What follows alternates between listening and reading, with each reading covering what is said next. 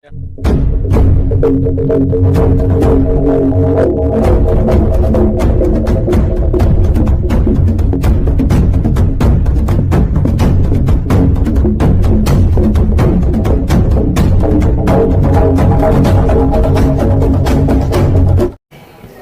warahmatullahi wabarakatuh. Waalaikumsalam. Pagi ini TP3 bersama dengan UI Watch berkunjung ke kantor PBB, perwakilan atau yang disebut dengan UN Resident Coordination Office Jakarta, UN Resident Coordination Office Jakarta di Menara Tamrin, Jalan Tamrin, Jakarta Pusat. Intinya kami dari TP3 dan UI Watch itu menyampaikan surat kepada pimpinan PBB tersebut yang ada di Jakarta bahwa pembunuhan terhadap 6 pengawal HRS yang terjadi pada 6 Desember 2020 sampai sekarang proses hukumnya masih belum tuntas.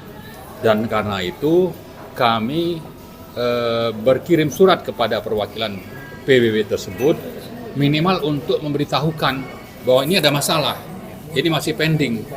Rakyat menuntut, terutama menuntut janji Presiden Jokowi yang katanya ingin menuntaskan kasus ini secara adil, transparan, dan dapat diterima oleh publik.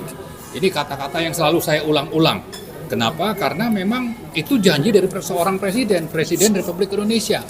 Tapi kenapa justru beliau membiarkan terjadinya pengadilan yang disebut sebagai pengadilan ecek-ecek atau pengadilan komedi.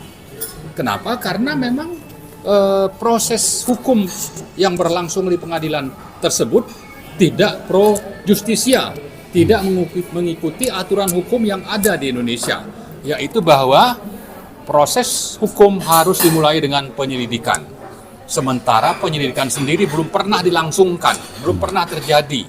Yang ada hanya laporan pemantauan oleh Komnas HAM yang dilaporkan kepada Presiden Jokowi pada Januari 2021, dan laporan pemantauan inilah yang dijadikan oleh penegak hukum berikutnya, yaitu polisi maupun Kejaksaan Agung lalu ke pengadilan atau Mahkamah Agung, yang intinya kita menganggap ini hanya pengadilan dagelan karena tidak didasarkan tadi pada proses penyidikan dari awal oleh Komnas HAM untuk dilakukan penyidikan oleh Kejaksaan Agung, lalu nanti baru ada pengadilan oleh pengadilan negeri yang ada langsung dari pemantauan, dan pemantauan itu tidak bisa diterima menurut aturan yang berlaku. Kenapa tidak bisa diterima? Karena faktanya bahwa pelanggaran yang terjadi adalah kejahatan sadis yang masuk kategori pelanggaran HAM berat menurut Undang-Undang Nomor 26 Tahun 2000. Karena itu proses hukumnya harus mengikuti ketentuan yang ada di dalam Undang-Undang Pengadilan HAM Nomor 26 Tahun 2000, bukan menurut Undang-Undang Nomor mengikuti Undang-Undang HAM yang sudah dilakukan oleh yang saya sebut tadi Komnas HAM. Bukan itu yang menjadi rujukan, tapi adalah Undang-Undang Pengadilan HAM. Karena itu tadi kami menyampaikan laporan kepada pengadilan atau perwakilan PBB di Jakarta supaya PBB perwakilan Jakarta ini bisa membantu kita agar proses hukum yang sebenarnya dapat berlangsung menurut ketentuan Undang-Undang Nomor 26 Tahun 2000 yang isinya adalah tentang pengadilan HAM. Maka kita menuntut supaya proses penyelidikan itu kembali diulangi oleh, atau kembali benar-benar dilakukan oleh Komnas HAM, bukan diulangi, karena memang belum pernah ada penyelidikan.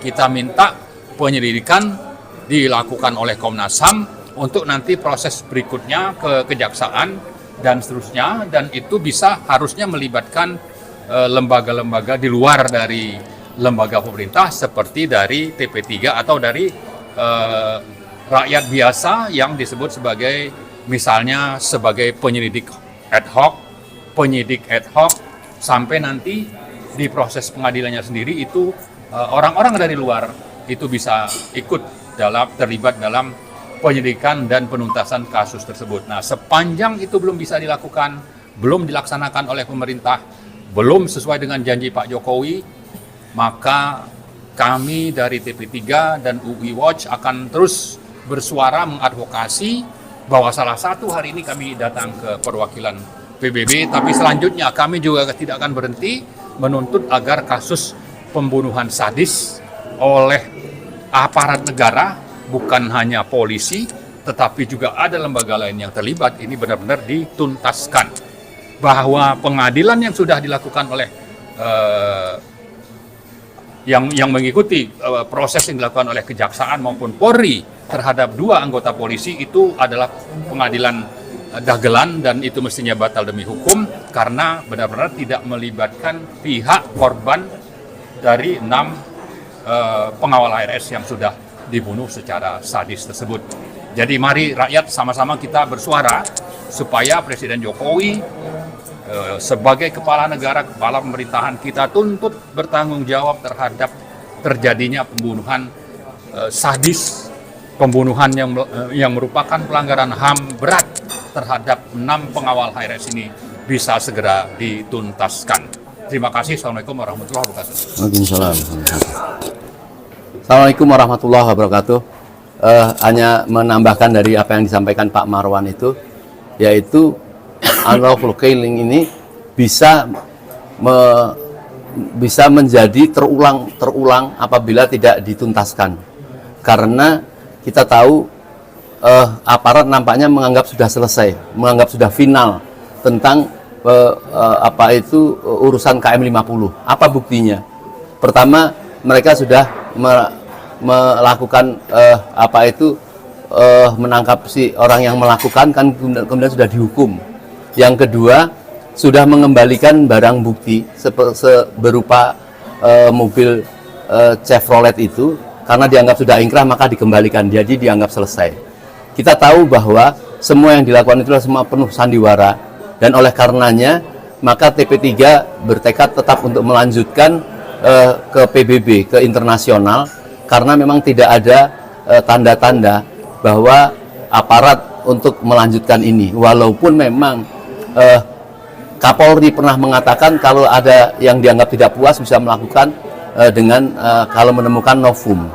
Tetapi upaya untuk dialog awal ya dengan DPR itu tidak pernah terjadi, dan saya yakin memang ada yang menghalang-halangi atau ada yang memang membuat supaya tidak berlanjut. Nah, oleh karena itu ini laporan kita dari TP3 dan UI Watch serius untuk ke PBB, dan tentu ini supaya Komnas HAM berpikir ulang, karena dia terlibat di dalam untuk membuat laporan-laporan yang saya kira sangat harus bertanggung jawab. Nah, semoga ini bergulir dan kita butuh dukungan kita semua untuk kebaikan penyelesaian hukum tentang KM 50. Baik, mungkin itu dari saya. Mungkin ada Bang Afandi mau menyampaikan tambahan.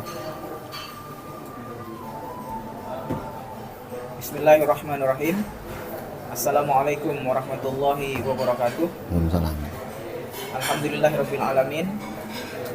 Pada siang hari ini kita kembali berkumpul di tempat ini bersama dengan rekan-rekan kita, senior-senior kita di TP3 dan UI Watch. Tentu agendanya sebagaimana yang disampaikan oleh Bang Marwan Batubara tadi, bahwa baru saja pagi tadi berkunjung untuk menyampaikan langsung surat ke perwakilan PBB yang ada di Jakarta terkait pelanggaran HAM sehubungan dengan peristiwa atau tragedi pembunuhan 6 laskar saudara kita pengawal HRS beberapa tahun yang lalu pada Desember 2020. Nah, saya sebagai Ketua Umum Pengurus Besar Himpunan Mahasiswa Islam kenapa selalu hadir membersamai perjuangan yang dilakukan oleh senior-senior kita di TP3 dan juga UI Watch ataupun yang lain. Karena yang pertama, ini adalah perjuangan untuk menegakkan kemanusiaan, dan yang kedua, HMI sendiri atau pengurus besar HMI sendiri sejak peristiwa ini terjadi pada Desember 2020, saya masih ingat betul waktu itu saya sedang berada di Provinsi Bangka Belitung, tepatnya di Bangka, dalam rangka agenda HMI cabang di sana. Terjadi peristiwa ini dan kita saat itu langsung memberikan komentar yang saya pikir tegas, senada tadi yang disampaikan oleh Bang Marwan, bahwa kita sangat mengecam pembunuhan terhadap 6 laskar pengawal HRS yang telah meninggal dunia dan menjadi korban. Dan kemudian setelah itu juga kita intens untuk memberikan komentar-komentar, tanggapan-tanggapan di media massa. Dan bahkan terakhir ketika agenda diskusi bersama dengan Bang Marwan dan beberapa narasumber yang lain pun saya juga hadir. Ini menandakan bahwa Himpunan Mahasiswa Islam tidak boleh dan tidak bisa tinggal diam atau membiarkan segala bentuk penindasan, kezoliman, apalagi pelanggaran HAM.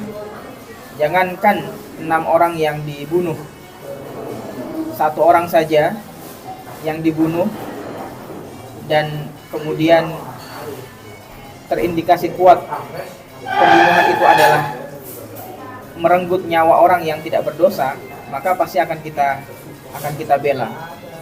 Apalagi berbicara Indonesia adalah negara yang katanya negara hukum, negara demokrasi, negara yang menjunjung tinggi HAM. Nah, saatnya sekarang Jokowi sebagai Presiden Republik Indonesia bertanggung jawab penuh terhadap pembunuhan 6 laskar pengawal HRS. Beliau sebagai kepala negara, kalau kemudian peristiwa ini tidak diusut tuntas, tadi dikatakan oleh Bang Marwan, belum dilakukan penyelidikan, dan kita tahu bagaimana hasil persidangan yang terjadi, tentu sangat diskriminatif. Korban-korban ini adalah manusia juga, saudara kita juga, punya keluarga, punya anak, punya orang tua, yang sudah barang tentu hasil daripada persidangan ini tidak saja menyakiti daripada orang-orang di sekitarnya, tapi juga keluarganya dan kita semuanya. Karena rasa ketidakadilan atau rasa keadilan itu yang belum diperoleh. Ini menjadi tantangan buat Jokowi sebagai presiden untuk bagaimana menuntaskan peristiwa ini sampai benar-benar memberikan kepuasan, keadilan secara hukum bagi semuanya, khususnya bagi keluarga yang ditinggalkan. Jangan berbicara tentang negara demokrasi, jangan berbicara tentang negara HAM yang menjunjung tinggi HAM, apalagi negara Pancasila, kalau persoalan ini tidak terselesaikan. Saya kira demikian. Yakin usaha sampai. Allahu Akbar. Assalamualaikum warahmatullahi wabarakatuh. Waalaikumsalam warahmatullahi wabarakatuh.